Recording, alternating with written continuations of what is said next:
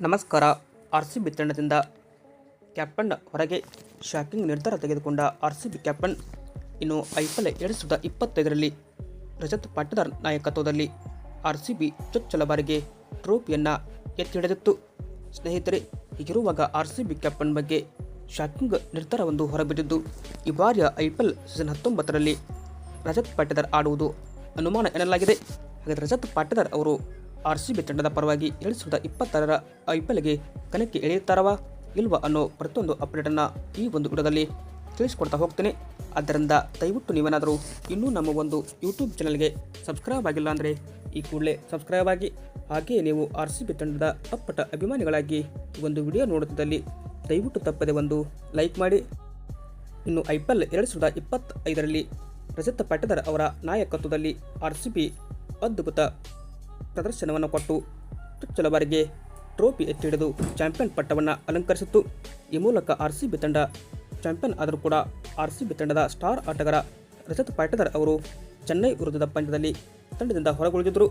May 3, 2025ರಂದು RCB ಮತ್ತು CSK ಪಂದ್ಯ ನಡೆದಿದ್ದು, ಈ ಒಂದು ಪಂದ್ಯದಲ್ಲಿ ಆರ್‌ಸಿಬಿ ತಂಡದ ರಜತ್ ಪಾಟಿದಾರ್ ಅವರು ಫೀಲ್ಡಿಂಗ್ ಮಾಡುವ ವೇಳೆ ಬಲಗೈಗೆ ಗಾಯ ಮಾಡಿಕೊಂಡಿದ್ದರು.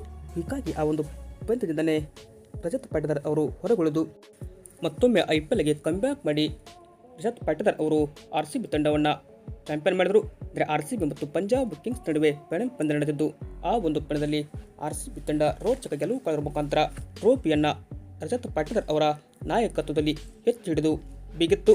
ಈ ಮೂಲಕ ಆರ್‌ಸಿಬಿ ತಂಡಕ್ಕೆ ಬರ್ತಿರುವ ಮತ್ತೊಂದು ವರದಿಗಳ ಪ್ರಕಾರ ಆರ್‌ಸಿಬಿ ತಂಡದ ರಜತ್ ಪಾಟಿದಾರ್ ಅವರು ಕಣಕ್ಕೆ ಇಳಿತಾರವಾ ಇಲ್ವ ಅನ್ನೋ ಪ್ರಶ್ನೆ ನೋಡ್ತಾ ಬರೋದಾದರೆ, ಇಲ್ಲಿ ಬಲಗೈಗೆ ಗಾಯ ಮಾಡಿಕೊಂಡಿರುವಂತಹ ಈ ಒಂದು ರಜತ್ ಪಾಟಿದಾರ್ ಅವರು 4 ತಿಂಗಳುಗಳ ಕಾಲ ರೆಸ್ಟನ್ನು ಪಡೆದುಕೊಂಡಿದ್ದರು. ಅಂದರೆ ಸ್ವತಃ ಆರ್‌ಸಿಬಿ ಕೋಚ್ ಆದ ಆ್ಯಂಡಿ ಫ್ಲವರ್ ಅವರೇ ಇದನ್ನು ಹೊರಹಾಕಿದರು.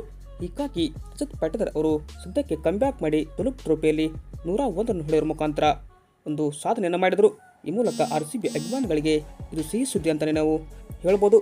ಬಟ್ ಇಲ್ಲಿಂದ ಆರ್‌ಸಿಬಿ ತಂಡ Rajat Patidar South Africa A ವಿರುದ್ಧದ ಪಂದ್ಯದಲ್ಲಿ ಕೂಡ ಮಿಸ್ ಮಾಡಿಕೊಂಡಿದ್ದರು.